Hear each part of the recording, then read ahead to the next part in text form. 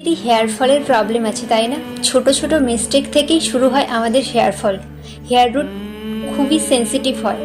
যখন আমরা direct shampoo apply করি তখন আমাদের হেয়ার রুট সেটা টলারেট করতে পারে না। মেনলি সেই জন্যেই হেয়ার ফলের মতো প্রবলেম শুরু হয়। এছাড়াও ড্যান্ড্রফের জন্যেও হেয়ার ফল শুরু হয়। ইউজুয়ালি দিনে 100টার বেশি চুল ঝরে পড়াটাকে হেয়ার ফল বলি। চলো আজ তোমাদের সাথে শ্যাম্পু ইউজের একটা মেথড বলবো, যাতে ডাইরেক্টলি কেমিক্যাল হেয়ার রুটে ইফেক্ট করতে না পারে। 1 কাপ জলে 2 স্পুন রাইস সাথে 1 স্পুন মেথি ভিজিয়ে রাখো ওভারনাইটের জন্য। তারপর সকালে ওই জলটাতেই কারিয়া পাতা দিয়ে 2-3 মিনিটের জন্য বয়েল করে নাও।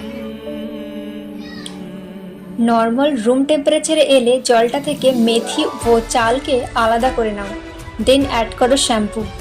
এইভাবে ইউজ করলে চুল ঝরে পড়া